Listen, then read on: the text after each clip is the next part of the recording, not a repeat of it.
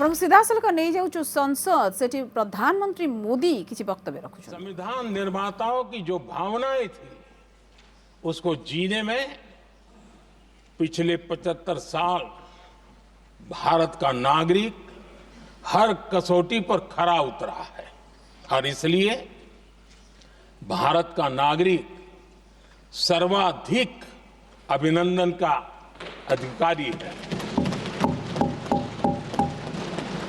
आदरणीय सभापति जी, संविधान निर्माता इस बात में बहुत सजग थे।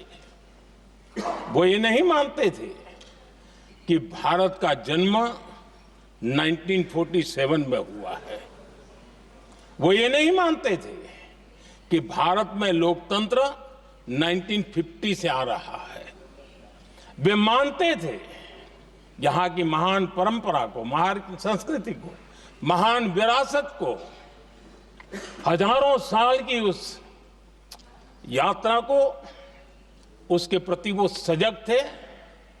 उनको इस बात का पूरा भान था।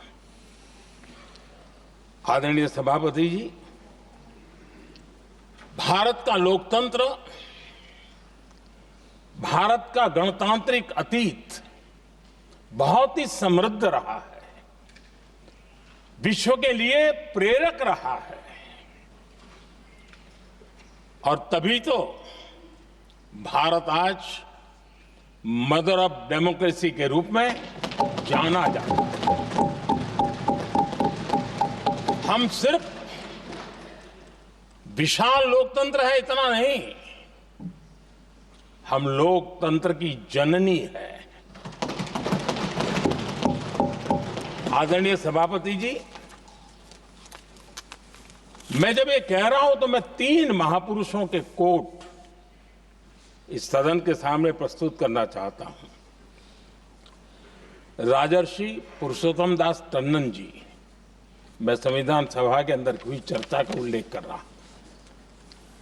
उन्होंने कहा था, सदियों के बाद हमारे देश में एक बार फिर ऐसी बैठक बुलाई गई है, यह हमारे मन में अपने गौरवशाली अतीत की याद दिलाती है। जब हम स्वतंत्र हुआ करते थे, जब सभाएं आयोजित की जाती थी जिसमें विद्वान लोग देश के महत्वपूर्ण मामलों पर चर्चा करने के लिए मिला करते थे। दूसरा कोट मैं पढ़ रहा हूं डॉक्टर राधाकृष्णन जी का। वे भी इस संविधान सभा के सदस्य थे। उन्होंने कहा था, इस महान राष्ट्र के लिए गणतांत्रिक व्यवस्था नई नहीं है। हमारे यहां ये इतिहास के शुरुआत से ही है। और तीसरा कोट मैं बाबा साहब आंबेडकर का कह रहा हूं। बाबा साहब आंबेडकर जी ने कहा था, ऐसा नहीं है कि भारत को पता नहीं था कि लोकतंत्र क्या होता है। एक समय था जब भारत में कई गणतंत्र हुआ करते थे। आदरणीय सभापति जी, हमारे संविधान के निर्माण की प्रक्रिया में हमारी देश की नारी शक्ति ने संविधान को सशक्त करने में बहुत बड़ी भूमिका निभाई थी। संविधान सभा में 15 माननीय महिला सदस्य थी और सक्रिय सदस्य थी। मौलिक चिंतन के आधार पर उन्होंने संविधान सभा की डिबेट को समृद्ध किया था और वे सभी बहनें अलग अलग बैकग्राउंड थी, अलग अलग क्षेत्र की थी और संविधान में उन्होंने जो जो सुझाव दिए, उन सुझावों का संविधान के निर्माण पर बहुत बड़ा प्रभाव रहा था। और हमारे लिए गर्व की बात है कि दुनिया के कई देश आजाद भी हुए, संविधान भी बने, लोकतंत्र भी चला, लेकिन महिलाओं को अधिकार देने में दशकों बीत गए थे। लेकिन हमारे यहां शुरुआत से ही महिलाओं को वोट का अधिकार संविधान में दिया गया। आदरणीय सभापति जी, जब G20 समिट हुई, उसी भावना को आगे बढ़ाते हुए, क्योंकि संविधान की भावना को लेकर के हम सब जीने वाले लोग हैं, हमने G20 की अध्यक्षता के दरमियान विश्व के सामने विमेन लेड डेवलपमेंट का विचार रखा और विश्व के अंदर विमेन डेवलपमेंट से अब आगे जाने की जरूरत है और इसलिए हमने विमेन लेड डेवलपमेंट की चर्चा को अंजाम दिया। इतना ही नहीं, हम सभी सांसदों ने मिलकर के एक स्वर से नारी शक्ति बंधन अधिनियम पारित करके हमारी महिला शक्ति को भारतीय लोकतंत्र में उनकी भागीदारी सुनिश्चित करने के लिए हम लोगों ने कदम उठाए। आदरणीय सभापति जी, आज हम देख रहे हैं हर बड़ी योजना के सेंटर में महिलाएं होती है और ये जब संविधान के हम 75 वर्ष मना रहे हैं, ये संयोग है और अच्छा संयोग है कि भारत के राष्ट्रपति के पद पर एक आदिवासी महिला विराजमान। ये हमारे संविधान की भावना की एक अभिव्यक्ति भी है।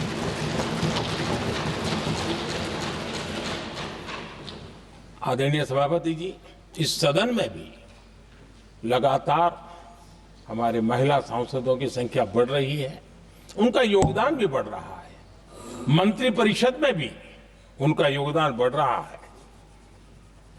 आज सामाजिक क्षेत्र हो, राजनीतिक क्षेत्र हो, शिक्षा का क्षेत्र हो, खेलकूद का क्षेत्र हो, क्रिएटिव वर्ल्ड की दुनिया हो, जीवन के हर क्षेत्र में महिलाओं का योगदान,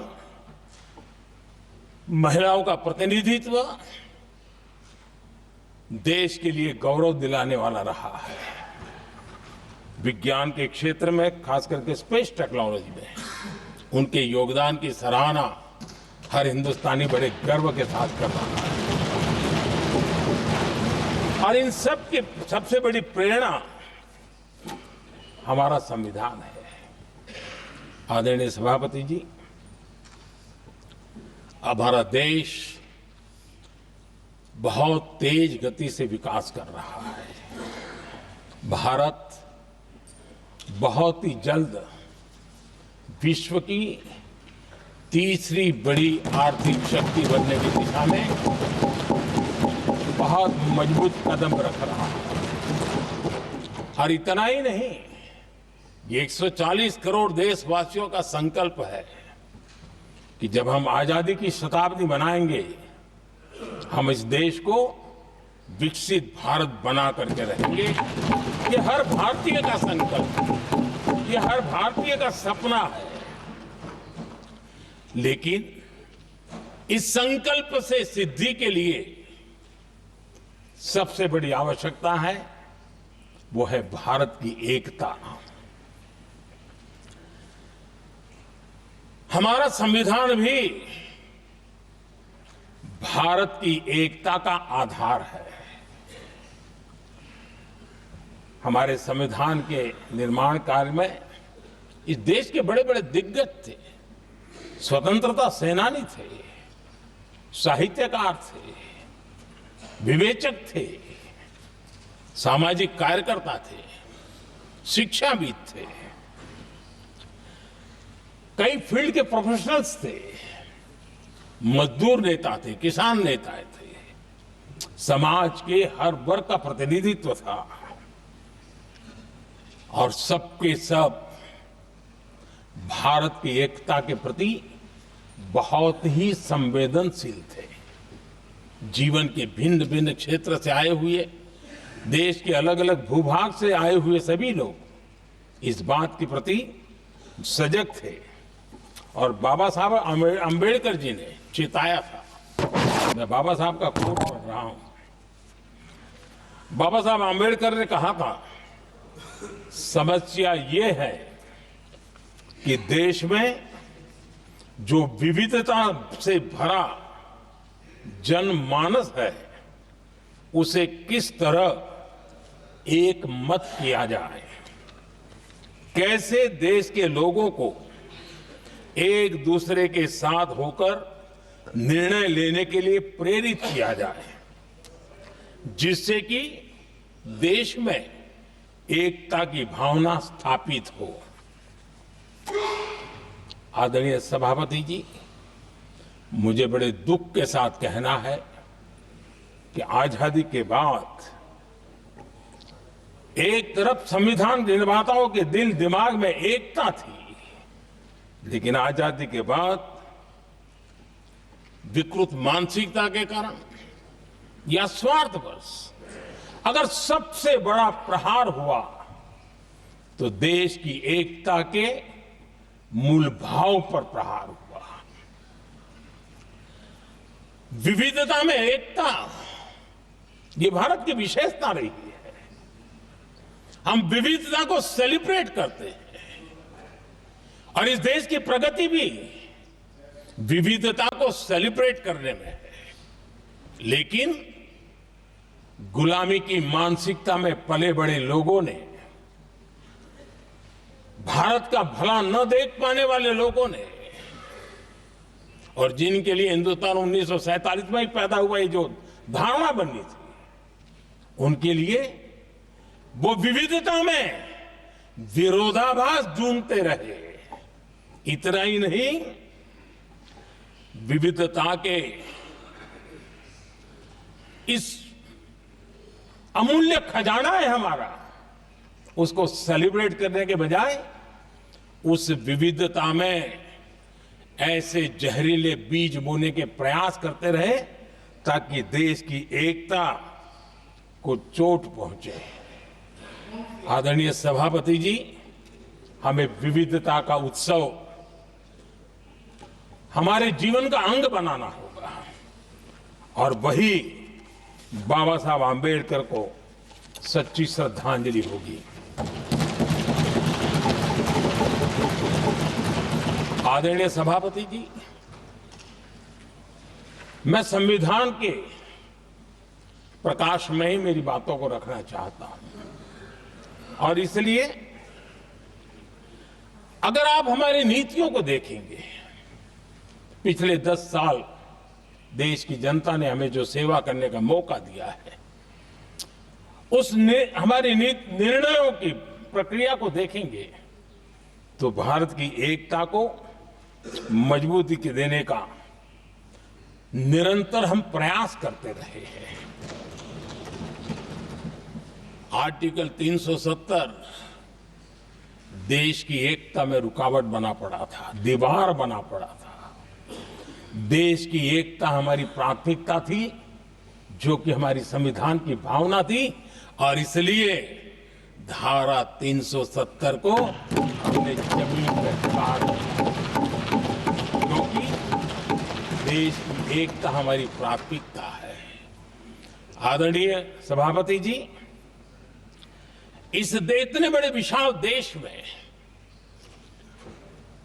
अगर आर्थिक रूप से हमें आगे बढ़ना है, हमारी व्यवस्थाओं को और विश्व को भी निवेश के लिए आना है, तो भारत में अनुकूल व्यवस्थाएं चाहिए और उसी में से हमारे देश में एक लंबे अरसे तक जीएसटी को लेकर के चर्चा चलती रही। मैं समझता हूं इकोनॉमिक यूनिटी के लिए जीएसटी ने बहुत बड़ी भूमिका अदा की है। उस समय पहले की सरकार का भी कुछ योगदान है। वर्तमान समय में हमको इसको आगे बढ़ाने का अवसर मिला और हमने इसको किया, और वो भी वन नेशन वन टैक्स उस भूमिका को आगे बढ़ा रहा है। आदरणीय सभापति जी, हमारे देश में राशन कार्ड गरीब के लिए बहुत बड़ी मूल्यवान दस्तावेज रहा है, लेकिन गरीब अगर एक राज्य से दूसरे राज्य जाता था तो गरीब कुछ भी उसके प्राप्त करने का हकदार नहीं बनता था। इतना बड़ा देश पर उसका किसी भी कोने में जाए उसका उतना ही अधिकार है। एकता के उस भाव को मजबूत करने के लिए हमने one nation one ration card की बात को मजबूत किया। आदरणीय सभापति जी, देश के गरीब को, देश के सामान्य नागरिक को